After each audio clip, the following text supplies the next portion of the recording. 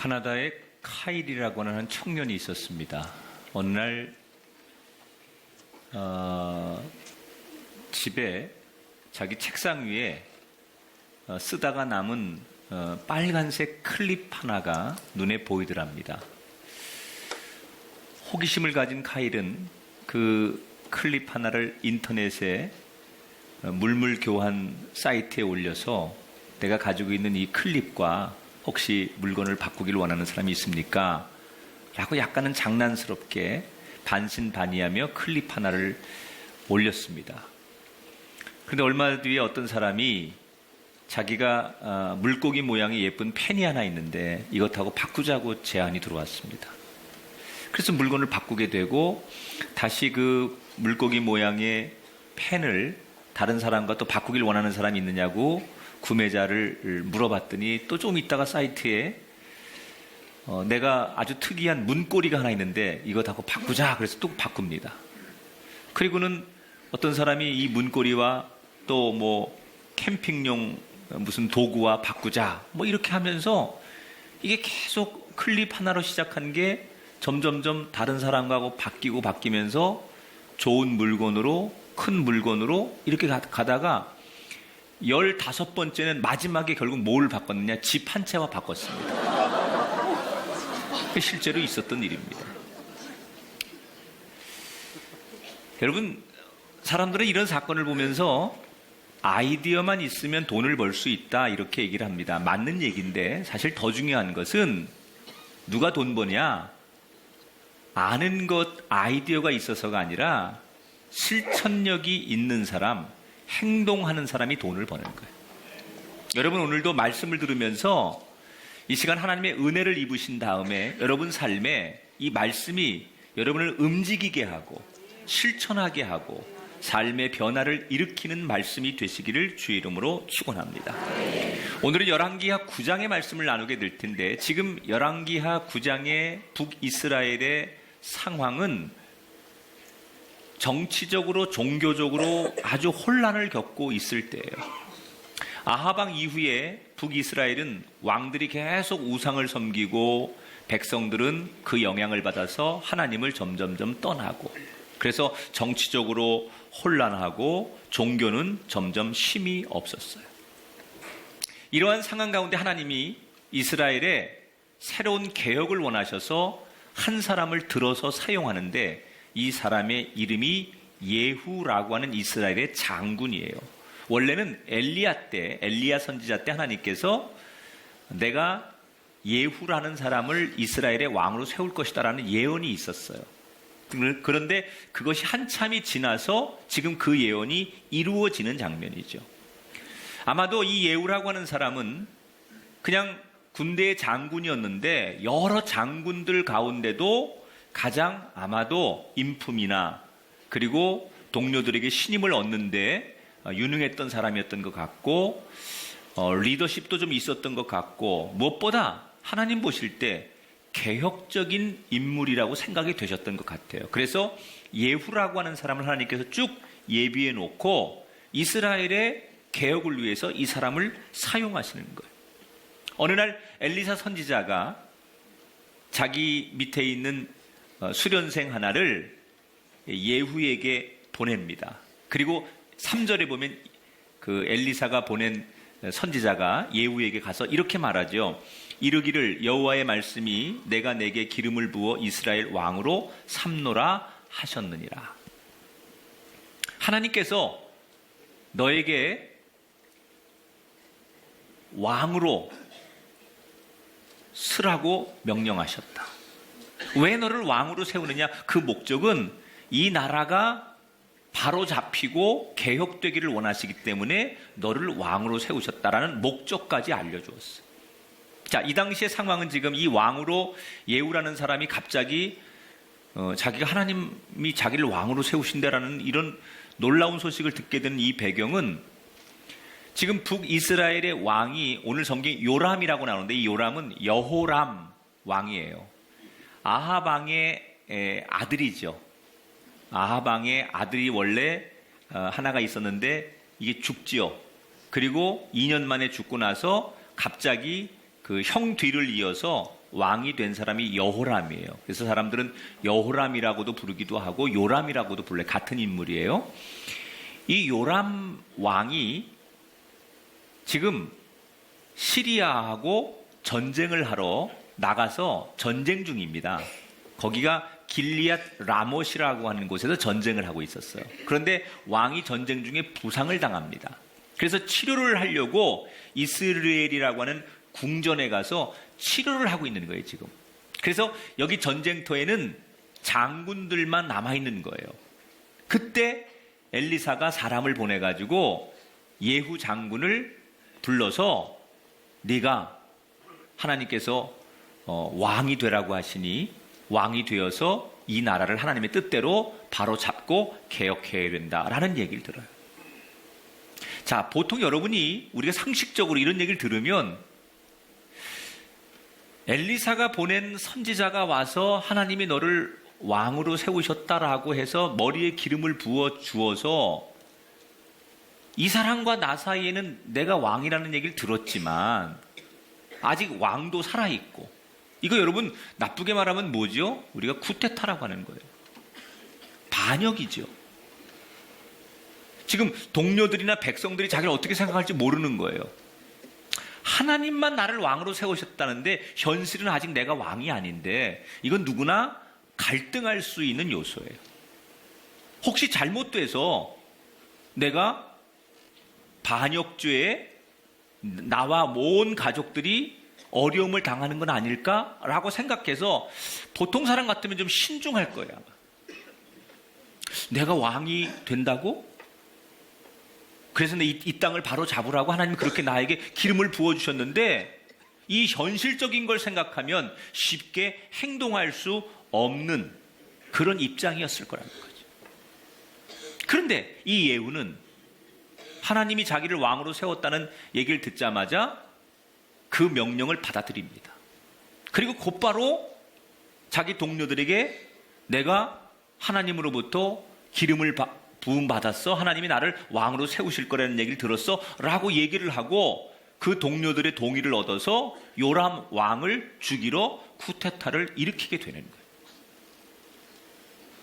여러분, 이 요람 왕이, 이 예후라는 사람이 이렇게 행동할 수 있었던 이유가 뭘까요? 만약에 당신이 왕이 될 사람이요, 당신이 우리의 왕이 되셔야 하오 라는 얘기를 사람들이 하는 얘기로 들었다면 그는 갈등했을지도 몰라요. 그런데 이 예후의 기준 속에는 하나님이 나를 이 땅에 왕으로 부르시고 새로운 왕의 사명을 주셨다라고 생각했기 때문에 실천할 수 있었다는 거예요. 여러분, 사명은 뭘 사명이라고 하느냐? 그리스도인에게 있어서 사명의 정의는 하나님이 나에게 명령하시는 것, 그게 사명이에요. 따라합시다. 하나님이 나에게 주시는 명령이 사명입니다.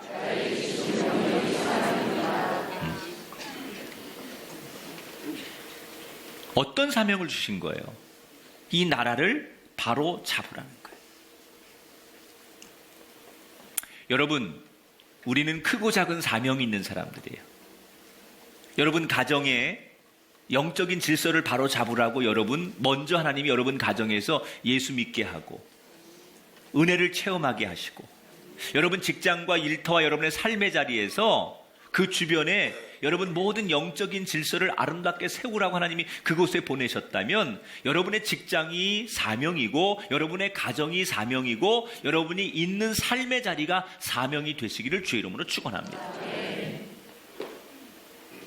사명이 있는 사람이 역사를 바꾸는 거예요. 살면서 이게 내 사명이야 라고 사는 사람은 큰 인물이 됩니다.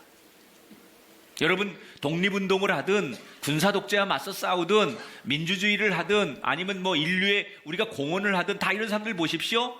그것이 내게 주어진 인생의 사명이라고 여기는 사람은 반드시 업적을 나타내고 역사의 인물이 됩니다.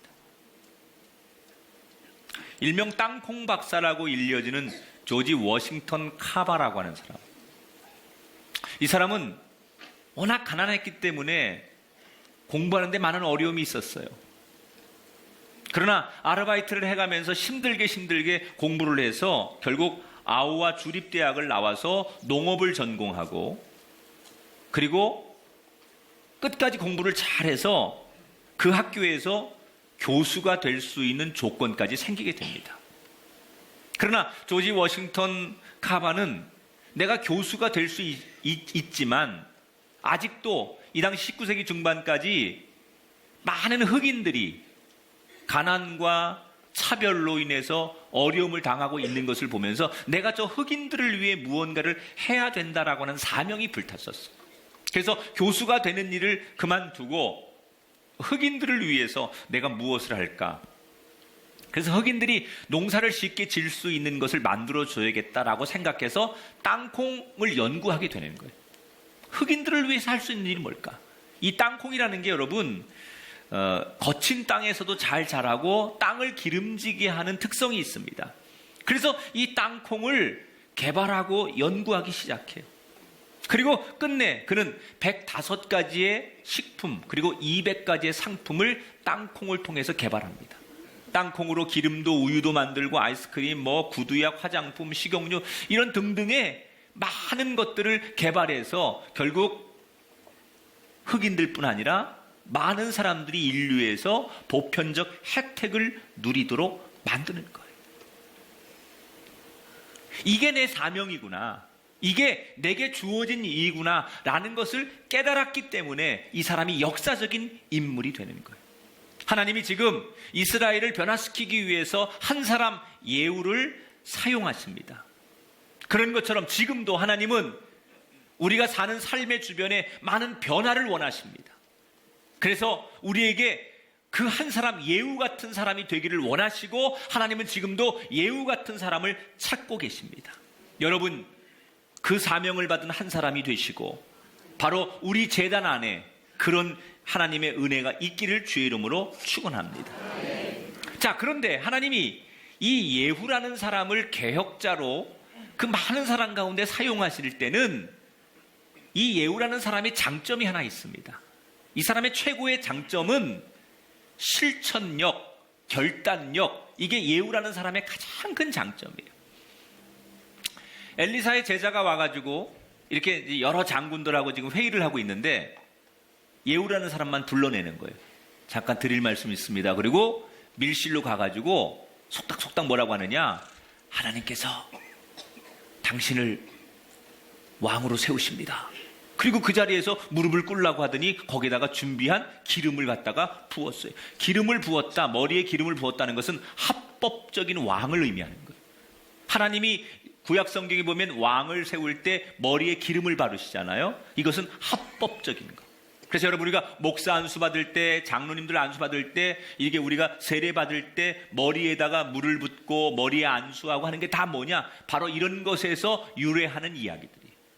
합법적으로 하나님께서 당신을 이 자리에, 이 종의 자리에 세우셨습니다 라는 것을 의미하는 거예요. 그러니까 예후가 갑자기 아무것도 모르는 상황에서 불려나가가지고 청천날벼락 같은 통보를 받는 거죠. 네가 왕이야. 그리고 선지자는 떠나갔어요. 그리고 다시 동료들이 있는 곳에 들어왔습니다. 그 동료들이 궁금하니까 물을 거 아니에요. 야, 선지자가 뭐라 그래? 왜 갑자기 찾아온 거야? 전쟁터까지? 뭘 그렇게 둘이 심각하게 얘기한 거야? 이렇게 물었는데 예후가 뭐라 그러냐? 나를 하나님께서 왕으로 세우셨대. 이러고 얘기를 해버렸어요. 이게 예후의 성격이에요. 여러분 이 사람의 성격을 오늘 성경에 열왕기하 9장 20절에 이 사람의 성격을 단적으로 보여주는 하나의 이야기가 있습니다. 그 병거 모는 것이 nim시의 손자 예후가 모는 것 같이 미치게 모나이다. 요게 이 예후라는 사람의 성격이에요. 말을 몰고 가는데 이 사람이 어떻게 몰아요? 누가 딱 봐도 알아요. 저거는 예후구나. 요즘으로 말하면 차를 운전하면 폭주족 같은 사람. 그냥 뭘 타면 공격적이고 막 속도를 줄이고 막 이러는 사람이지 느긋하게 뭐 이런 사람이 아니라는 거예요. 굉장히 성격이 좀 급하고 뭔가 행동하고 실천하는데 장점이 있었던 사람이었다는 거예요. 감추지 않아요. 즉각적으로 사실 선지자는 비밀로 해라고 말했는데 그래서 은밀하게 불러서 밀실에서 이야기해 줬는데 그 이야기를 금방 와가지고 사람들에게 다 발설하고 얘기를 해요. 자, 그런데 놀라운 일이 벌어집니다. 예후가 하나님께서 나를 왕으로 세우셨다고 선지자가 와서 나한테 기름 부으셨어. 나 어떻게 해야 되냐? 이러고 얘기를 하는데 그 말을 듣고 있던 동료 장군들이 그 얘기를 듣자마자 갑자기 겉옷을 다 벗더니 바닥에 쫙 깔고 이 예후를 그 위에 걷게 하면서 나팔을 불면서 그를 새로운 왕으로 그 자리에서 동료들이 인정을 했어요. 여러분, 하나님은 모든 것을 예비하시는 거예요. 여러분 생각에는 하나님이 그렇게 말씀하는데 현실은 아무것도 안 변한 것 같아도 여러분 믿는 자는 하나님의 예비하심을 보게 될 줄 믿습니다. 하나님이 명령하시고 하나님이 말씀하시고 하나님이 계획하셨다면 여러분이 알지 못하고 보지 못하는 것 속에 이미 하나님은 준비하고 계신 분임을 믿으시기 바랍니다. 아마도 그 많은 동료들도 이미 왕의 불의함에 대해서 동의하지 않았을 거예요. 이 왕 가지고는 이 나라가 행복할 수 없다. 비록 지금 우리가 이 왕 밑에서 먹고 살지만 이 왕 가지고는 안 된다라고 하는 이 잘못된 것을 모두가 공감하고 있었을 것이고, 그러던 차에 하나님이 예후를 왕으로, 새로운 왕으로 부르셨다니 아마 이 예후가 평상시에 인품이 좋았던 것 같아요. 그리고 동료들로부터 신망이 있었고 왕이 될 만한 리더십이 있는 사람으로 여겨졌으니까 모든 사람들이 동시에 그 자리에서 당연히 순응하고 예후를 새로운 왕으로 동의했을 거예요. 그리고 예후는 곧바로 행동합니다. 머뭇거리고 주저앉고 생각에 잠겨있고 그러지 않습니다. 하나님이 나에게 사명을 주셨다면 하나님의 말씀이고 그게 하나님의 명령이라면 분명히 길을 열어주실 것이다. 그래서 그 동료 군인들하고 지금 치료를 받고 있는 궁궐로 군사를 돌리기 시작하는 거예요. 아무것도 모르고 있는 왕이 자기 군대가 이쪽으로 오니까 두 가지 중에 하나잖아요. 전쟁에 나가 있는 군대가 다시 회군을 하는 것은 승리를 하고 오지 않는 거면 패배를 하고 오는 거잖아요. 근데 요람 왕이 예후를 앞장 세워서 이스라엘 군인들이 군궐로 돌아오니까 뛰쳐나갑니다. 어떤 결과를 가지고 오는 것이 궁금해서 뛰쳐나가는데 반란이 일어난 걸 안 거예요. 주저없이 예후는 활을 쏴서 그 요람 왕을 죽이게 됩니다. 여러분, 이 예후가 하나님의 명령을 받자마자 바로 행동하고 실천했어요. 많은 신앙인들이 오늘도 신앙을 구경만 하는 경우가 많습니다. 하나님이 우리에게 명령하시고 우리의 인생에 사명을 주셨는데 그것을 생각에 머물러 있고 구경하느라고 머물러 있는 사람은 하나님의 쓰임받는 사람이 될 수 없다는 거예요. 예배는 참여보다 구경하는 사람이 훨씬 많고 말씀을 읽고 알지만 읽기보다 구경하는 사람이 많다는 거죠. 따라합시다. 구경하는 신앙과 실천하는 신앙은 다릅니다. 여러분은 어느 쪽이세요? 여러분은 어느 쪽이세요? 여전히 구경만 하는 신앙인, 교회는 다니지만 주일날 교회는 오지만 나는 여전히 구경하는 신앙인. 하나님이 들어 쓰시는 사람은, 하나님의 은혜가 임하는 사람은, 역사적으로 하나님이 함께하는 사람은 누구예요? 구경하는 신앙인이 아니었다는 거예요. 실천하는 신앙이었다는 거예요. 더 이상 여러분 관람석에 앉아 구경하는 사람이 되지 마시고 예배자가 되십시오. 온 마음으로 주님을 찬양하고 여러분 삶으로 하나님을 경배하고 그 하나님을 여러분 인격적으로 만나시는 실천자가 되기를 주의 이름으로 축원합니다. 유명한 수도사 가운데 성 프란시스를 잘 아시죠? 우리 성가대가 많이 불렀던 성가곡 평화의 도구라는 시를 쓴 성 프란시스. 이분은 당시에 카톨릭의 부유함과 그리고 그 중세 교회의 타락을 비판하면서 금욕주의, 천빈의 삶 이런 것을 제자들에게 가르쳤던 유명한 수도사예요. 그래서 자기 제자들을 가르칠 때 아주 엄격합니다. 막 금식도 같이 하면서 산에 가서 금식하면서 그 하나님의 음성을 들으려고 노력하고 절대로 세상에 이런 교회들처럼 같이 묻어가면 안 된다. 이런 것을 굉장히 강조하고 금욕적인 것을 생활해 가고 있던 어느 날 이런 에피소드가 있습니다. 산에서 제자들과 함께 금식을 하고 내려오는데 제자 중 하나가 너무 배가 고프니까 본능적으로 시장을 지나다가 죽집 앞을 지나가는데 자기도 모르게 그냥 얼떨결에 너무 배가 고프니까 죽을 후루룩 마셔버렸어. 근데 이거를 제자들에게 들켰어요. 동료 제자들이. 그러니까 제자들이 비난하는 거예요. 넌 이제 우리 제자들 그룹에서 넌 탈락이다. 네가 그동안 해왔던 모든 쌓아왔던 이 영성이 무너진 것이다. 너는 우리 선생님한테 너는 분명히 끌려가서 파문당할 것이다. 그리고 동료들이 그 죽을 먹은 제자를 비난하는 거예요. 금식 중에 죽을 먹었으니까. 그때 성 프란시스가 딱 나타나서 그 옆에 있는 먹다 남은 죽그릇을 딱 손에 들더니 그걸 자기도 후루룩 이렇게 퍼먹으면서 그 지금 죽을 먹어서 죄인처럼 막 그 쥐구멍이라도 있으면 숨고 싶어 하는 그 제자에게 배고프지? 시장하지? 나도 사실은 배고프단다. 야, 우리 금식 끝내자. 우리 금식 일찍 끝내자. 그러면서 그 죽을 후루룩 마시면서 그 위기의 코너에 몰려서 비판받아야 될 그 제자의 허물을 덮어주더라는 거예요. 정말 먹고 싶어서 먹은 게 아니라 그 겸연쩍어하고 위기에 놓인 그 제자의 허물을 그것을 어떻게 무마해 주려면 다른 방법이 없다고 생각한 프란시스는 지혜를 발휘해서 야, 금식 끝내자. 먹어도 돼.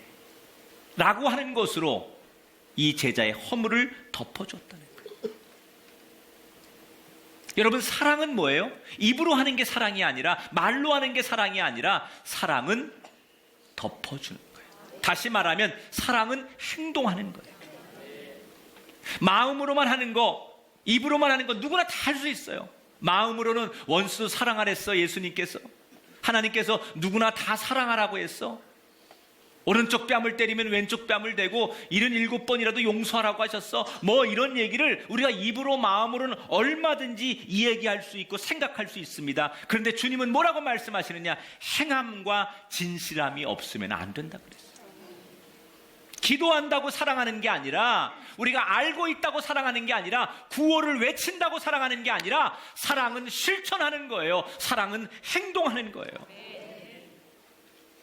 여러분에게 하나님이 주신 이 예우 같은 은혜가 있기를 주의 이름으로 축원합니다. 자, 이 오늘의 심판의 이야기는, 개혁의 이야기는 사실 역사적으로 하나님께서 이미 예고를 하신 거예요.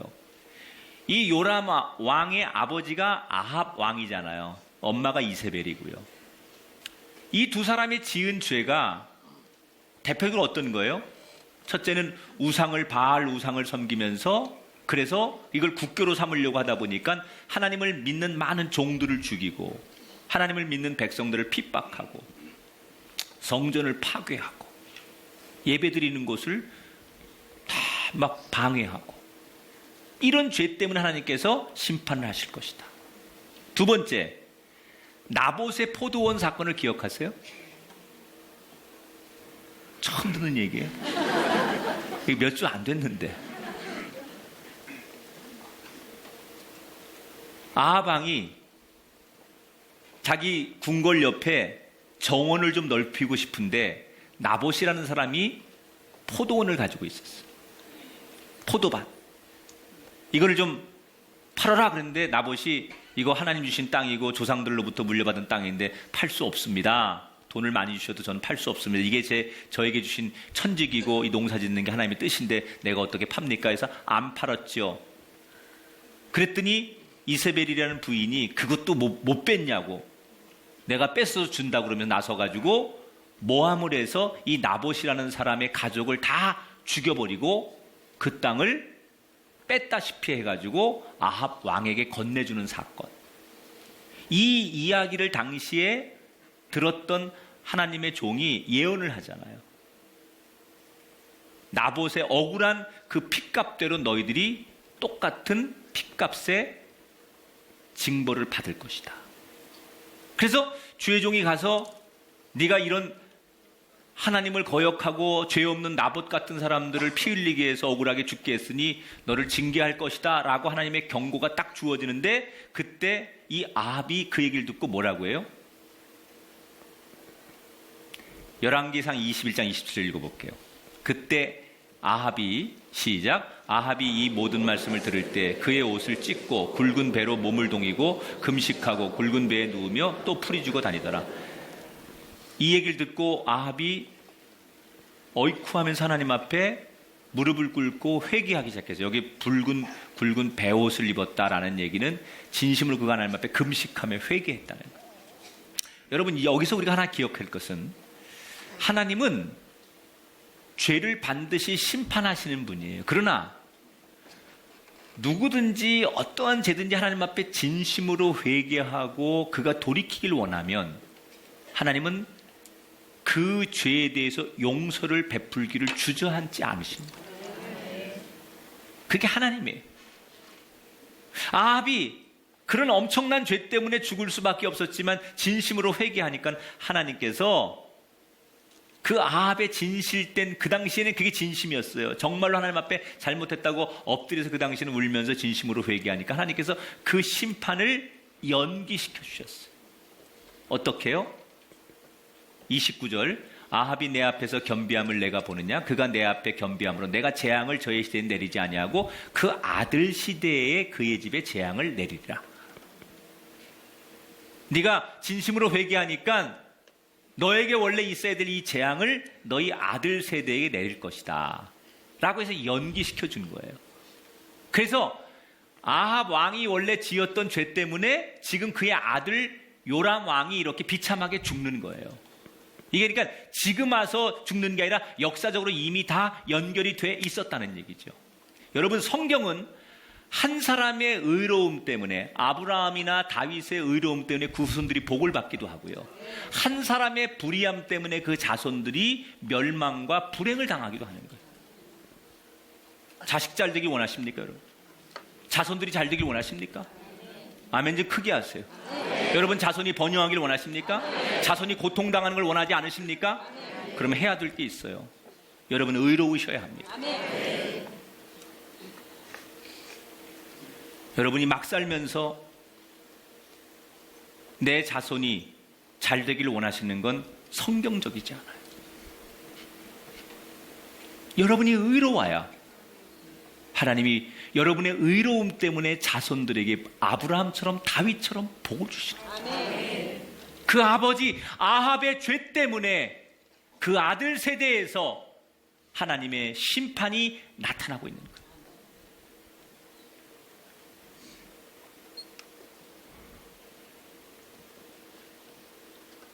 따라합시다. 의로우신 하나님.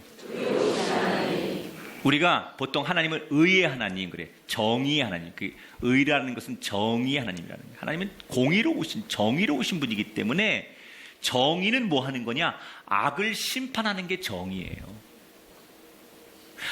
아합 왕이 아버지가 지은 그 악, 사람을 죽이고 죄 없는 사람을 고통 속에 남의 걸 빼앗고 이런 불의한 삶을 사는 그 악을 기억하시고 심판하시는 하나님. 그래서 하나님을 의의 하나님이라고 합니다. 여러분, 인생을 살다 보면 억울한 일도 있고 힘든 일도 있고 고통스러운 일도 있지만 의의 하나님을 기억하십시오. 하나님이 여러분의 어려움과 억울함을 갚아주실 줄 믿습니다. 응? 그러니까 우리가 의의 하나님을 믿는다면 하나님의 심판도 두려워해야 되는 거예요.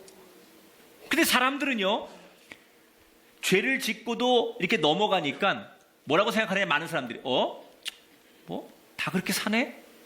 아무 일도 없네? 하나님이 어디 계신 거야? 이렇게 죄가 많고 이렇게 타락해도 하나님 앞에 아무 일도 일어나지 않네? 그리고 사람들이 넘어가죠. 그게 넘어가는 게 아니야. 하나님이 없어서 넘어가는 게 아니야. 하나님께서 지켜보고 계신다는 거예요. 연기시켜줬을 뿐인데 그 연기가 계속 되지 않으니까 그것이 반드시 자손 때에 가서라도 하나님께서 물으시기 때문에 그냥 넘어가지는 게 아니라 그것은 계속해서 진행되고 있는 거라는 걸 우리가 알아야 돼요. 그러면 아버지가 잘못한, 아합 왕이 잘못한 이 죄를 그럼 자손들은 그럼 계속 이걸 다 형벌로 받아야 되느냐? 그건 아니죠. 아합 왕이 잘못했는데 하나님께서 뭐라고 그랬어요? 네가 진심으로 회개하고 겸손해졌으니 너에게 죄를 묻지 않고 자손 때에 가서 다시 한번 물을 것이다 라고 얘기했어요. 그러면 그 요람이라고 하는 아들이 어떻게 살아야만 그 하나님의 심판을 면할 수 있을까요? 자기도 진심으로 하나님 앞에 회개하고 겸손하게 평생을 살면, 하나님의 말씀대로 겸손하게 신앙인으로 살면 그에게 심판이 임하지 않는 거죠.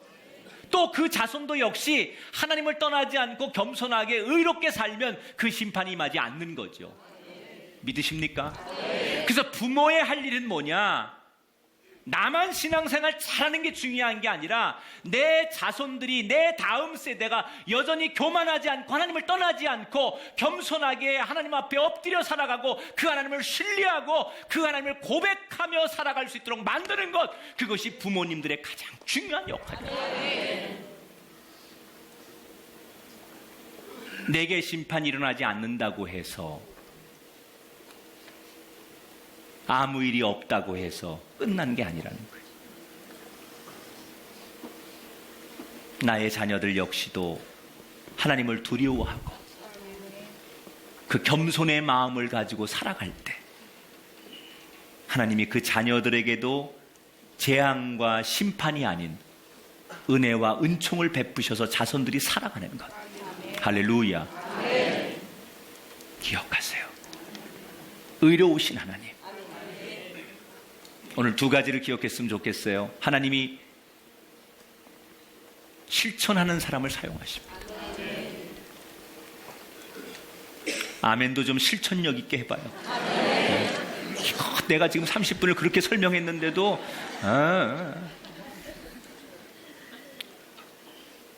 하나님은 실천력 있는 사람을 사용하십니다. 움직이는 사람을 들어 쓰십니다. 반응하는 사람을 들어 쓰십니다.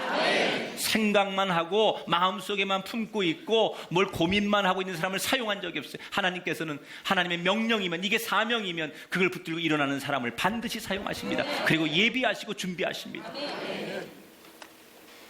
의로우신 하나님, 정의로운 하나님을 기억하세요. 여러분, 억울한 것도 그분에게 맡기세요. 혹시 여러분의 불의한 것이 있다면 여러분 진심으로 회개해서 그 심판 때가 다음으로 넘어가고 그 다음 때 우리 자손들이 교만하지 않고 여전히 하나님 앞에 겸손하게 살도록 가르쳐주고 여러분이 떠나야만 자손을 번영하게 하는 부모가 되는 것이고 자손을 잘되게 하는 길인 것을 기억하십시오. 사실은 이게 성경의 가르침이라는 말이에요. 이게 성경에서 이미 우리에게 주는 영적 교훈이라는 거예요. 근데 많은 부모들이 내 인생은 내 인생이고 쟤네들의 인생은 쟤네들의 인생이니까 몰라. 그래서 여러분, 부모 때는 잘 살았는데, 부모님은 참 훌륭했는데 그 자식 때에 가서 엉망인 인생들이 얼마나 많습니까? 그 부모가 평생을 일궈놓은 부와 명예와 거룩함을 그 자손들이 한 세대가 가지 못해서 망가뜨려 버리고 고통당하는 후손들이 얼마나 많습니까? 좀 무거운 말씀이죠. 오늘 부담되는 말씀이죠. 그러나 우리 이 말씀을 피할 수 없어요. 이 하나님의 말씀이니까 있는 그대로. 저는 요즘 제가 말씀을 이렇게 묵상하면서 가장 큰 은혜가 복음은 사족이 없어요. 뭐 필요가 없어요. 있는 그대로 받아들이는 게 복음이에요. 거기 첨가하는 게 없어요. 원래대로 받아들이는 게 복음이에요. 예수님께서 예수 이름으로 명하노니 병든 자는 떠나가라, 죽은 자는 살아나라, 이렇게 있는 그대로를 말씀하시고 그것을 듣고 아멘한 사람은 살아나고 고침받고 어둠의 영이 떠나갑니다. 다른 게 필요 없어요. 거기에 무슨 철학과 이성과 교육과 과학과 수학의 논리, 내 감정 이런 게 필요 없어요. 있는 그대로. 복음은 복음인 거예요. 하나님은 그렇게 정한 룰은 룰인 거예요. 인간이 그걸 깰 수 없는 거예요. 우리는 이 말씀을 받아들여야 돼요. 억지로가 아니에요. 이게 하나님의 질서의 창조의 질서예요. 하나님의 법칙이라면 하나님으로부터 만들어진 우리들은 그 법칙을 따라가는 것, 그것이 인생을 성공하는 거고, 그것이 사람답게 사는 것이고, 하나님 앞에 영광된 삶의 길인 줄 믿으시고, 저와 여러분 모두가 이 거룩한 길을 따라가는 하나님이 들어쓰시는 예우 같은 사람이 되시기를 주님의 이름으로 축원합니다.